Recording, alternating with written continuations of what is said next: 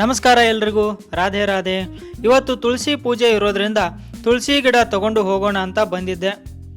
ನೋಡಿ, ಬೆಳಗ್ಗೆ 8 ಗಂಟೆ ಆದರೂ ದಾರಿ ಕಾಣ್ತಲ್ಲ, ಅಷ್ಟೊಂದು ಮಂಜು ಕವಿದಿದೆ. ಇದು ಹಳೆ ತುಳಸಿ ಗಿಡದ ಪಾಟ್. ಈ ತುಳಸಿ ಗಿಡ ಎಲ್ಲ ಒಣಗಿ ಹೋಯ್ತು. ಯಾಕೆ ಅಂತ ನನಗೂ ಗೊತ್ತಿರಲಿಲ್ಲ. ಇವತ್ತು ನಾನು ಗಿಡ ತಗೊಳ್ಳೋಕೆ ಹೋದಾಗ ಅವರನ್ನು ಕೇಳಿದೆ, ಯಾಕೆ ಗಿಡ ಒಣಗುತ್ತೆ? ಅವರಂದ್ರು 2 ದಿನಕ್ಕೆ 1 ಸಾರಿ ಮಾತ್ರ ನೀರು ಹಾಕಬೇಕು, ಮತ್ತೆ ಪಾಟ್ ಕೆಳಗೆ ಜಾಸ್ತಿ ಆಗಿರೋ ನೀರು ಹೋಗೋಕೆ ತೂತು ಮಾಡಬೇಕು ಅಂದ್ರು. ಅವಾಗ ನನಗೆ ಗೊತ್ತಾಯ್ತು ನನ್ನ ಹಳೆಯ ತುಳಸಿ ಗಿಡ ಯಾಕೆ ಒಣಗೋಯ್ತು ಅಂತ. ಇವಾಗ ನಾನು ಈ ಪಾಟ್ ಕೆಳಗೆ ತೂತು ಮಾಡಿ, ಮಣ್ಣು ಜಾಸ್ತಿ ಗಟ್ಟಿಯಾಗಿದೆ, ಅದನ್ನು ಸ್ವಲ್ಪ ಹದ ಮಾಡೋಣ. ಚೆನ್ನಾಗಿ ಮಣ್ಣನ್ನು ಹದ ಮಾಡಿದ ಮೇಲೆ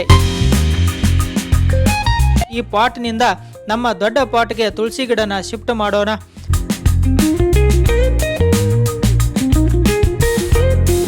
ಮಣ್ಣು ಜಾಸ್ತಿ ಆಗುತ್ತೆ ಅಂತ ಮಣ್ಣನ್ನು ಸ್ವಲ್ಪ ಕೆಳಗೆ ತೆಗೆದು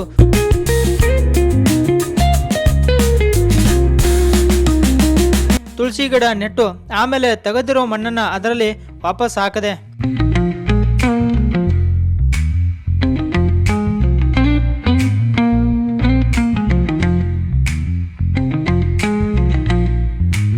ತುಳಸಿ ಪೂಜೆಗೆ ಬೇಕಾಗಿರೋ ಸಾಮಗ್ರಿ, ಒಂದು ಬಟ್ಟೆ ತಂದಿದ್ದೀನಿ, ಇದಕ್ಕೆ ಚುನರಿ ಅಂತಾರೆ, ಮತ್ತೆ ನೈವೇದ್ಯ ಹಸಿ ಹಾಲು.